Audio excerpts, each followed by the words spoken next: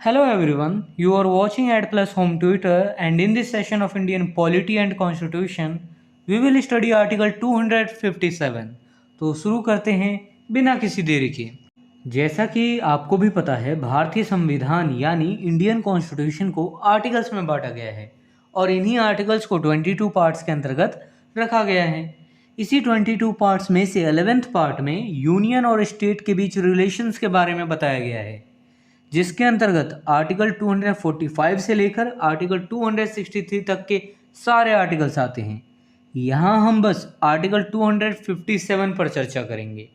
Article 257 part 11th के chapter 2 के अंतर्गत आता है। चैप्टर 2 में एडमिनिस्ट्रेटिव रिलेशंस के बारे में बताया गया है।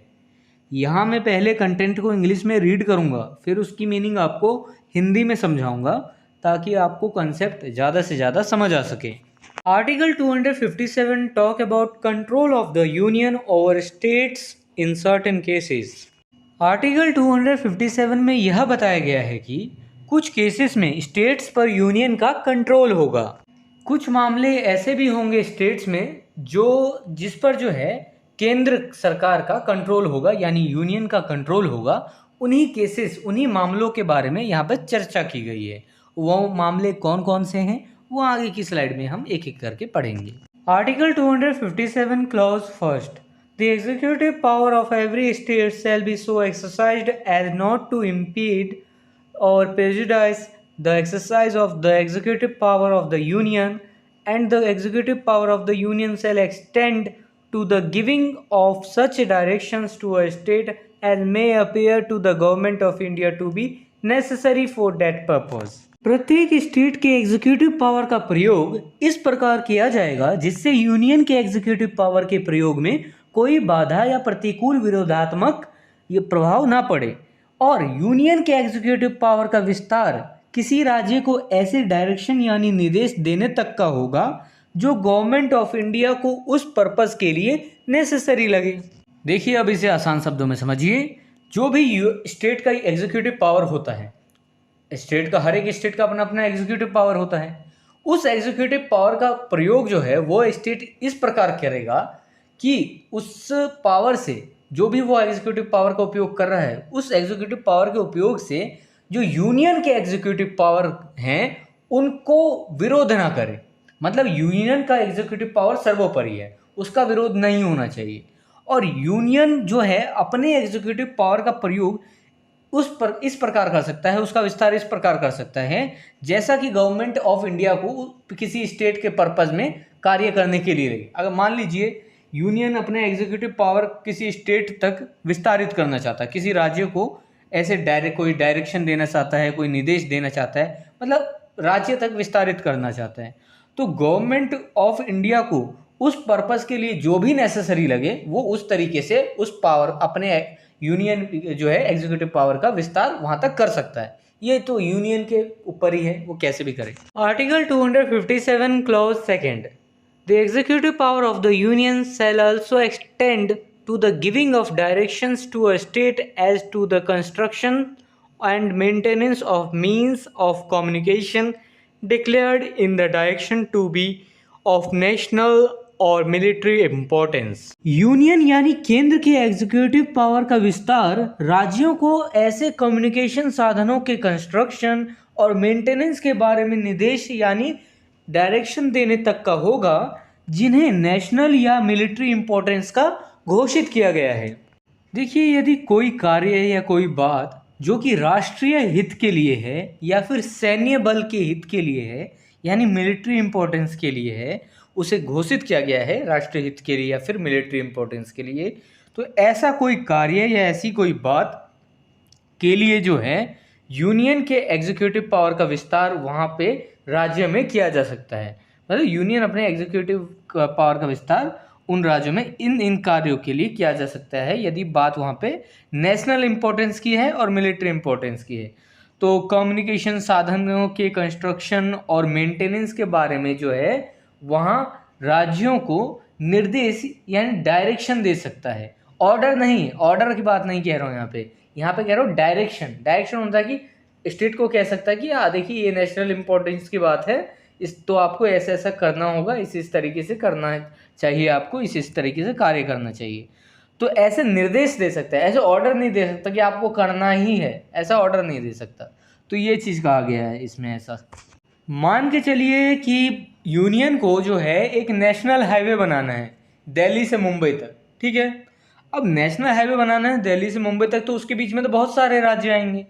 तो उन सारे राज्यों को निर्देश तो देना होगा ना, क्योंकि देखिए अगर राज्यों से हाईवे निकालना है तो वहाँ के ज़मीनों को भी लेना होगा, अधिग्रहित करना होगा। तो क्या ब्यौरा है, किसका क्या ज़मीन है, क्या है, ये सब पता लगाना हो, तो इसके लिए राज्यों से कह सकता है कि यूनियन कि हमें अपना एग्जीक्यूटिव पावर का प्रयोग करना है, क्योंकि यहाँ पे नेशनल हाईवे निकालना है, तो आप अपना अपना राज्य का बताइए कि ये कहाँ कैसा कैसा किसका ज़मीन है। इस तरीके से मतलब कि ये राष्ट्रीय हित के लिए ही तो बन रहा है national highway,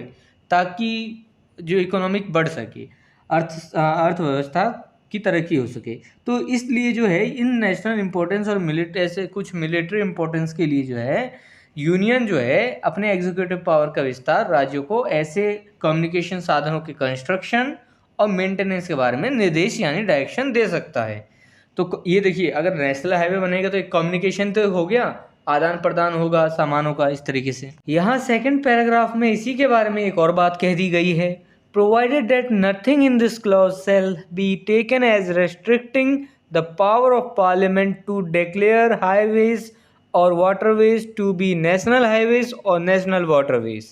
or the power of the union with respect to the highways or waterways so declared, or the power of the union to construct and maintain means of communication as part of its functions with respect to naval, military and air force works। देखिए लेकिन इस clause की कोई भी बात highways या waterways को, जो राज्य के हाईवेज और वाटरवेज हैं उनको जो है नेशनल हाईवेज और या नेशनल वाटरवेज डिक्लेयर यानी घोषित करने के पार्लियामेंट के पावर और इस प्रकार घोषित हाईवेज या वाटरवेज के संबंध में यूनियन के पावर को और नवल, मिलिट्री और एयरफोर्स के वर्क्स के संबंध में अपने फंक्शंस यानी कृत्यों के भाग के रूप में कम्युनिकेशन के साधनों का कंस्ट्रक्शन करने और मेंटेन रखने के यूनियन के पावर को रेस्ट्रिक्ट करने वाला नहीं माना जाएगा। मान लीजिए कि बॉर्डर पे जो है कोई हाईवे है किसी राज्य का, बॉर्डर के आसपास ही, अब उस हाईवे का क्या है कि नेशनल हाईवे बनना बहुत ज़रूरी है, क्योंकि आए दिन जो है बॉर्डर के बगल वाले जो पड़ोसी देश हैं वो हमारे देश पे हमला कर सकते हैं और हमला करते रहते हैं छोटे मोटे, तो इसका बात का खतरा बना रहता है कि कहीं ना कहीं वो हमला ना कर दे अचानक। तो वहाँ जो है मिलिट्री या नवल नेवी की गतिविधियाँ जो है यूनियन द्वारा बढ़ाया जा सकता है, और कि क्योंकि देश की सुरक्षा के बारे में है, ये नेशनल हित के बारे में है, राष्ट्रीय हित के बारे में है। तो इसके लिए जो है अगर ऐसा कोई हाईवे है किसी राज्य में तो उसको जो है नेशनल हाईवे डिक्लेयर कर सकती है, कौन? पार्लियामेंट के द्वारा ऐसा डिक्लेरेशन किया जा सकता है, पार्लियामेंट के पास यह पावर होगा। और ऐसे ही किसी वाटरवेज यानी कोई अगर रिवर है जैसे ब्रह्मपुत्र है जो चाइना से आती है, तो उस रिवर के जो वाटरवेज हैं उसको भी नेशनल वाटरवेज डिक्लेयर किया जा सकता है, क्योंकि चाइना के द्वारा कुछ अगर मान लीजिए कुछ भेजा जाए, आतंकवादी गतिविधि की जाए, ऐसा होए, तो इस वजह से उसको नेशनल हाईवे वाटरवेज डिक्लेयर किया जा सकता है, और वहाँ पे नेवी, मिलिट्री और एयरफोर्स के वर्क्स के संबंध में गतिविधियाँ, फंक्शंस यानी को किया जा सकता है। तो देखिए कम्युनिकेशन के साधनों को डेवलप किया जा सकता है इसी तरीके से नेशनल हाईवे और नेशनल वाटरवेज के संदर्भ में। कैसे? मान लीजिए कि सरकार ने कहा कि भैया हम तो गंगा नदी से ही बोट, एक छोटा सा बोट चलाएंगे और यहीं से जो है राज्यों के बीच जो है मिलिट्री का सामान आदान प्रदान होगा, तो उसको जो है कोई राज्य रोक नहीं सकेगा। चाहे तो उस वाटरवे को नेशनल वाटरवे डिक्लेयर कर दे राज्य, वो यूनियन, अगर 2 से ज़्यादा राज्य से अगर कोई नदी जा रही है, तो ये जो है ये सब पावर है यूनियन के पास। वो किसी भी वाटरवेज जो कि स्टेट में आता है, किसी भी हाईवे जो कि स्टेट में आता है, उसको नेशनल हाईवे या नेशनल वाटरवे डिक्लेयर कर सकता है। यह यूनियन के पास पावर है, पार्लियामेंट के पावर के द्वारा इस प्रकार वह घोषित कर सकता है। तो यूनियन अपने गतिविधियां नेवी, मिलिट्री और एयरफोर्स के वर्क्स वहाँ पे फंक्शन कर सकता है। तो यही यहाँ पे कहा गया है कि इसे रेस्ट्रिक्ट नहीं कर पाएगा, राज्य जो है इन कार्यों को रेस्ट्रिक्ट नहीं कर पाएगा यूनियन के इन पावरों को। Article 257 Clause 3. The executive power of the Union shall also extend to the giving the directions to a state as to the measures to be taken for the protection of railways within the state. Union के executive power का विस्तार राज्य के भीतर railways के protection के लिए किए जाने वाले उपायों यानी मेजर्स के संबंध में राज्यों को डायरेक्शन यानी निर्देश देने तक भी होगा। देखिए, वैसे तो इंडियन रेलवे जो है केंद्र के अंदर आता है, लेकिन रेलवे तो ऐसा तो नहीं है कि सिर्फ केंद्र सरकार के द्वारा चलाई जाती है तो राज्यों के अंदर नहीं जाती। रेल तो राज्यों के एक राज्य से दूसरे राज्य में जाती है। तो मान लीजिए कि पटरियों पर आप देखते होंगे कि बहुत सारे एक्सीडेंटल केसेस होते हैं कि पटरी कहीं से टूटी हुई है, कहीं से पटरी पे कुछ लोग गलत काम कर रहे हैं, पत्थर मतलब कुछ भी कोई कर सकता है। तो उसके प्रोटेक्शन के ऊपर जो है राज्यों को निर्देश दे सकता है यूनियन का गवर्नमेंट कि भैया आप देखिए अपने अपने राज्य में कि कौन रेल की पटरियों के साथ खिलवाड़ कर रहा है,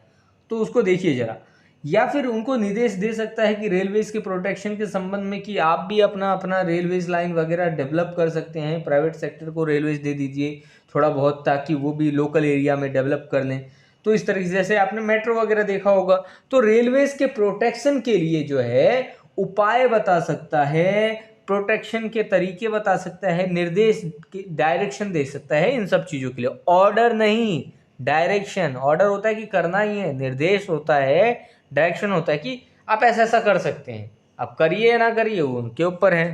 article 257 clause 4, where in carrying out any direction given to a state under clause 2 as to the construction or maintenance of any means of communication or under clause 3 as to the measures to be taken for the protection of any railway, costs have been incurred in excess of those which would have been incurred in the discharge of the normal duties of the state if such direction had not been given,